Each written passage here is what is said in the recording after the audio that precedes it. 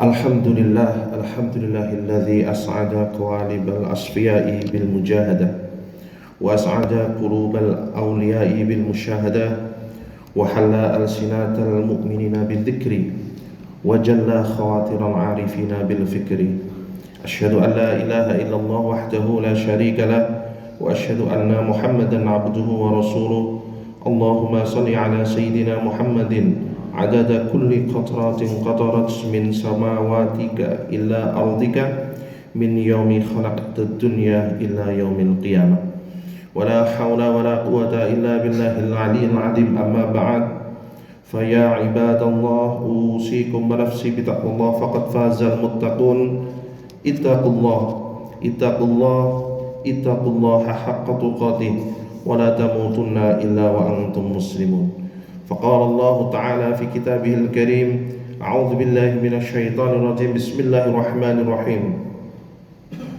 وما محمد إلا رسولا قد خلت من قبله الرسل أفإن مات أو قتل انقلبتم على أعقابكم ومن ينقلب على عاقبيه فلن يضر الله شيئا وسيجزي الله الشاكرين. Hadirin yang dirahmati Allah Subhanahu wa taala, di masa menjelang pemilu 2024 kita akan disuguhi dengan berbagai menu untuk dipilih sebagai pemimpin kita, presiden, wakil presiden, anggota parlemen di pusat maupun di daerah. Dan kita dibebaskan untuk memilih sesuai dengan kemerdekaan diri kita masing-masing nanti bulan Februari di kotak suara. Oleh karenanya, agar kita bisa tepat memilih menu sehingga tersaji hidangan pemimpin yang berkualitas, ada baiknya kita membahas kembali karakteristik pemimpin seperti apa yang ideal. Dan pada kesempatan yang singkat ini kita akan membedah bagaimana salah satu sahabat utama Rasul, yakni Sayyidina Abu Bakar, dalam memimpin umat Islam. Tentu peran Sayyidina Abu Bakar tampak sejak awal Islam, tetapi yang ingin saya bahas adalah ketika beliau mulai menggantikan Kanjeng Nabi Muhammad SAW. Ketika pertama kali Sayyidina Abu Bakar mendengar kabar wafatnya Rasul, Sayyidina Abu Bakar menunjukkan perannya yang luar biasa. Khalid Muhammad Khalid dalam bukunya Khulafa ar-Rasul mengisahkan, sementara air matanya mengalir dengan deras, dengan tabah dan tegap, Abu Bakar melangkah menuju rumah Rasulullah SAW. Tampaklah bagi Abu Bakar bencana besar, karena umat Islam lupa daratan dan kehilangan kesadaran. Seorang Sayyidina Umar, dalam kitab ini dikisahkan, menunjukkan emosi marahnya yang luar biasa. Di luar rumah Rasulullah, Sayyidina Umar menghunuskan pedang dan mengatakan, demi Allah, Rasulullah pasti kembali dan akan datang memotong tangan orang yang mengatakannya wafat. Sayyidina Umar juga marah sambil mengatakan, ingatlah, siapa yang berani mengatakan bahwa Rasulullah wafat, akan aku penggal batang lehernya dengan pedangku ini. Melihat itu, Sayyidina Abu Bakar tidak menghiraukannya. Beliau lurus saja masuk ke rumah Rasul, melihat jenazah Nabi, membuka selendang dari Yaman yang ditutupkan di wajah Nabi, dibuka, diciumnya wajah mulia Nabi SAW, dan Sayyidina Abu Bakar berkata, demi bapak dan demi ibuku yang menjadi tebusanmu, Anda adalah orang yang baik, baik selagi hidup maupun sudah wafat, dan mengenai kematian yang telah ditentukan Allah bagi Anda, telah Anda jalani. Beliau tutup kembali wajah Rasul dengan selendang itu, kemudian beliau berjalan keluar. Melihat Sayyidina Umar masih marah, beliau memberi isyarat agar Sayyidina Umar meredakan emosinya. Dan emosi ini wajar, hadirin rahimakumullah, karena emosi adalah perasaan yang timbul atas respon terhadap suatu situasi. Emosi bentuknya macam-macam, sedih, gembira, tertawa, tersenyum, bahkan marah. Dan pada konteks ini tentu bisa dimaklumi karena masyarakat kehilangan seorang pemimpinnya, yakni Kanjeng Nabi Muhammad SAW. Maka ketika Sayyidina Umar diberi isyarat tidak menangkap, Sayyidina Abu Bakar kemudian mengeraskan suaranya, meminta perhatian umat Islam, dan kemudian beliau setelah membaca puja-puji kepada Allah, beliau berkhutbah, "Hai kaum muslimin, barang siapa menyembah Muhammad maka Muhammad telah wafat, dan barang siapa menyembah Allah maka Allah tetap hidup dan takkan mati." Kemudian Sayyidina Abu Bakar membaca ayat dalam surah Ali Imran yang saya bacakan dalam muqaddimah tadi, "Wa ma Muhammadun illa rasul qad khalat min qablihi rusul." Dan Muhammad hanyalah seorang rasul dan sebelumnya telah berlalu beberapa rasul. "Afa immata au qutilang qalabtum ala aqabikum." Apakah jika dia wafat atau dibunuh kamu berbalik ke belakang? Barang siapa berbalik ke belakang maka ia tidak akan merugikan Allah sedikit pun. Allah akan memberi balasan kepada orang yang bersyukur. Sontak Sayyidina Umar jatuh ke tanah dan pingsan. Dan sebagian umat Islam yang lain terkejut seolah-olah baru pertama kali mendengar ayat ini. Hadirin yang cintai Allah Ta'ala, inilah sikap seorang pemimpin yang bisa berpikir berbeda di tengah keseragaman demi tegaknya kebenaran. Dikala sahabat lain, dikala umat Islam dalam keadaan emosi, sedih, terkejut, shock, emosi, marah, Sayyidina Abu Bakar satu-satunya yang rasional, yang bertindak paling masuk akal. Kalau panjenengan imut, kalau panjenengan ingat ketika peristiwa Isra Mi'raj yang dicecar karena tidak masuk akal, Sayyidina Abu Bakar adalah satu di antara sedikit yang mengimaninya meskipun tidak masuk akal, meskipun tidak rasional. Tapi pada konteks ini Sayyidina Abu Bakar bertindak sebaliknya, dan tepat pada waktunya beliau adalah satu-satunya yang paling rasional. Tetapi hadirin rahimakumullah, rasional saja tidak cukup. Dibutuhkan rasa empati yang kuat, dibutuhkan perasaan yang sensitif untuk menyeimbangkan rasional yang kuat. Sayyidina Abu Bakar bahkan sebelum menjadi khalifah, bahkan sebelum Nabi diangkat menjadi Rasul, dikenal sebagai orang yang berjiwa luhur. Khalid Muhammad Khalid menulis, tidak pernah terdengar walau sekalipun bahwa ia berkelahi, bermaki-makian, berbuat kejahatan, meninggalkan kesopanan, atau bersifat kikir tentang harta dan pengaruhnya. Tatkala ia masuk Islam, kebaikan wataknya ini jadi bertambah dan semakin sempurna disebabkan kebenaran agamanya. Keluhuran ini termasuk adalah bagaimana seorang Sayyidina Abu Bakar memerah susu domba untuk para janda-janda sepuh yang ditinggal suaminya syahid, membuat adonan tepung untuk anak-anak yatim. Ini dilakukan oleh Sayyidina Abu Bakar. Maka ketika beliau menjadi khalifah, saking sibuknya mengurus umat, tidak sempat lagi berbuat baik untuk para janda dan anak yatim. Suatu saat terdengar keluhan itu kepada Sayyidina Abu Bakar, bahwa janda-janda tidak ada lagi yang memerahkan susu dombanya. Maka Sayyidina Abu Bakar pada suatu malam mengetuk pintu seorang janda tua. Bergegaslah datang seorang anak gadis kecil, dan begitu pintu itu dibuka, anak kecil ini mengatakan, "Pemerah susu kita datang, Ibu." Ibunya kemudian mendatangi ke depan pintu dan melihat ada Sayyidina Abu Bakar, kaget, terkejut. Dan dia bilang ke anaknya, "Sembarangan kamu. Kenapa gak bilang kalau itu khalifah Rasulullah?"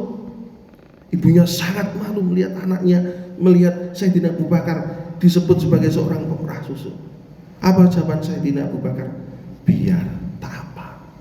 Sungguh ia telah memanggil nama saya dengan pekerjaan yang paling saya sukai terhadap Allah."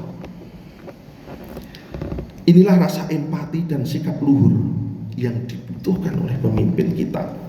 Dan watak semacam ini tidak mungkin ujuk-ujuk datang, tidak mungkin tiba-tiba menjadi seorang yang berakhlak luhur, tidak. Pasti merupakan sesuatu yang lama mengkristal di dalam hati sehingga cahayanya terpancar menjadi bentuk aktivitas lisannya, tangannya, tubuhnya, kakinya untuk melakukan berbagai perbuatan baik sebagaimana dicontohkan Sayyidina Abu Bakar, sang pemerah susu. Dan kedudukannya sebagai khalifah, jabatannya tak ada artinya ketika dihadapkan dengan realitas kehidupan. Jamaah yang dirahmati Allah Ta'ala, begitu pula ketika Sayyidina Abu Bakar pertama kali berkhutbah setelah beliau diangkat, dipilih oleh para tokoh-tokoh umat Islam ketika itu menjadi pengganti Rasulullah. Beliau naik hanya 2 anak tangga, tidak berani naik ke tangga berikutnya karena Rasulullah SAW naik sampai lebih dari 2 tangga. Beliau tidak berani saking hormatnya kepada Nabi. Dan begitu beliau berdiri, beliau katakan, "Hai kaum muslimin, aku telah diangkat sebagai pemimpin kalian, tetapi itu tidak berarti bahwa aku adalah yang terbaik di antara kalian. Jika aku benar, bantulah, jika aku salah, betulkanlah. Ingatlah, orang yang lemah di antara kalian jadi kuat di sisiku hingga aku serahkan haknya kepadanya, dan ingatlah, orang yang kuat di antara kalian menjadi lemah di sisiku hingga aku ambil yang bukan haknya daripadanya. Taatilah aku selama aku mentaati Allah dan Rasulnya, dan jika aku tidak taat, maka tak ada keharusan bagi kalian untuk mentaatiku." Ini khutbah pertama beliau. Apa hikmah dari khutbah ini? Kalau zaman sekarang orang katakan inilah demokrasi. Setelah orang bilang demokrasi tidak ada dalam Islam, itu salah. Sayyidina Abu Bakar, Kanjeng Nabi Muhammad, Sayyidina Abu Bakar meletakkan contoh-contoh demokrasi di dalam Islam, bahwa beliau dipilih oleh para sahabat, bahwa beliau adalah seorang pemimpin tidak boleh merasa sebagai yang terbaik sehingga kemudian tidak mungkin salah, tidak boleh. Bahwa seorang pemimpin harus siap dikritik dan diluruskan ketika keliru dalam mengambil keputusan, dan bahwa seorang pemimpin adalah penegak keadilan sehingga antara kaya dengan si miskin, antara lemah dengan yang kuat, kedudukannya sama di hadapan hukum hingga kezaliman terhapuskan di antara mereka. Terakhir, hadirin rahimakumullah, di dalam kitabnya Imam Suyuti Tarikh Al-Khulafa diriwayatkan sebuah kisah dari Imam Tobroni. Menjelang wafatnya Sayyidina Abu Bakar, beliau berpesan kepada Sayyidatina Aisyah putrinya untuk mengembalikan beberapa barang ketika dia meninggal kepada Sayyidina Umar. Kenapa kepada Sayyidina Umar? Karena pada beberapa belas hari menjelang Sayyidina Abu Bakar meninggal, beliau sudah menyerahkan tampuk kepemimpinan kepada Sayyidina Umar. Setelah beliau meninggal, barang ini dikembalikan dan Sayyidina Umar menerima dengan tangisan yang terseduh-seduh. Kata Sayyidina Umar, "Sungguh Abu Bakar telah memberatkan orang-orang di belakangnya." Apa yang diserahkan, hadirin rahimakumullah? Ada 2 riwayat, ya, dua-duanya berbentuk 3 barang. Riwayat pertama di kitab Imam Suyuti dikatakan barang yang diserahkan adalah unta yang setiap hari diminum susunya oleh Sayyidina Abu Bakar, piring yang digunakan oleh makan sehari-hari, dan sehelai pakaian. Di riwayat lain dikatakan seekor keledai yang dipakai untuk mengambil air, kemudian ember yang dipakai untuk menampung susu yang diperah untuk setiap hari, dan sehelai pakaian yang digunakan Sayyidina Abu Bakar untuk menemui utusan dari negara lain. Termasuk juga begitu Sayyidina Abu Bakar meninggal, Sayyidina Umar, Sayyidina Abdurrahman bin Auf, dan Sayyidina Utsman bin Affan kemudian membuka brankas atau perbendaharaan Sayyidina Abu Bakar, dan isinya kosong melompong. Kenapa? Karena setiap ada harta masuk ke dalam Baitul Mal oleh Sayyidina Abu Bakar langsung didistribusikan secara merata kepada orang-orang miskin. Pertanyaannya, kenapa Sayyidina Umar katakan bahwa Abu Bakar memberatkan orang-orang sesudahnya? Karena betapa Sayyidina Abu Bakar tidak mencintai dunia. Otak, piring, pakaian saja ingat dikembalikan. Hanya tetek bengek seperti ini beliau ingat, karena ingatnya kepada akhirat dikembalikan, karena itu adalah hartanya umat. Inilah barang dinas yang hanya boleh dipakai selama beliau menjabat dan tidak untuk diwariskan. Inilah watak yang dibutuhkan pemimpin, tidak cinta dunia. Bukan berarti miskin, bukan berarti terus tidak bekerja dan tergantung pada uang negara, tidak, tetapi bahwa agar tidak menumpuk harta dan justru membelanjakannya untuk keperluan umat. Dan ketika mendapatkan jabatan, maka tadi hanya dipakai selama menjabat, tidak untuk diwariskan. Jamaah Jumat itu rahmati Allah Ta'ala, demikianlah teladan hebat dari sang pemerah susu, Khalifah pertama Kanjeng Nabi SAW, Sayyidina Abu Bakar, yang tentu kita tidak mungkin menemukan orang sehebat beliau di masa ini, tetapi watak-wataknya, tanda-tandanya tentu bisa kita lihat di masa kini. Pemilu 2024 mari kita jalani dengan menyenangkan, tidak dengan olok-olok, tidak dengan caci maki, apalagi saling mengkafirkan. Olok-olok kita tidak akan terdengar kepada mereka, tapi justru menyakiti sesama kita sendiri. Caci maki tidak akan terdeteksi oleh mereka, tetapi justru mencederai silaturahmi di antara kita sendiri.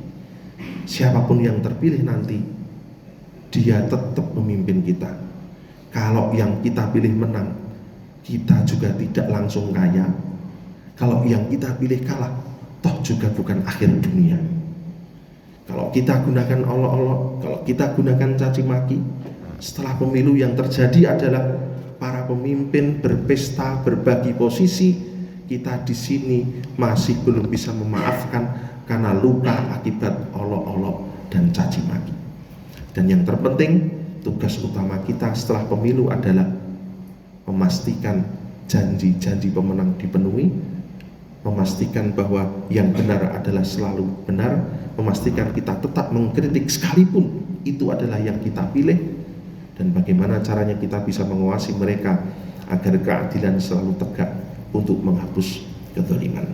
Semoga Allah Ta'ala merahmati pemilu kita sehingga berlangsung dengan damai, aman, bersih, dan tidak menimbulkan konflik apapun. Amin ya rabbal alamin. Barakallahu li wa lakum fil Qur'anil azim wa nafa'ani wa iyyakum bima fihi minal ayati wa dzikril hakim. Aqulu qouli hadza wa astaghfirullaha li wa lakum wa lisairil muslimina wal muslimat fastaghfiruhu innahu huwal ghafurur rahim.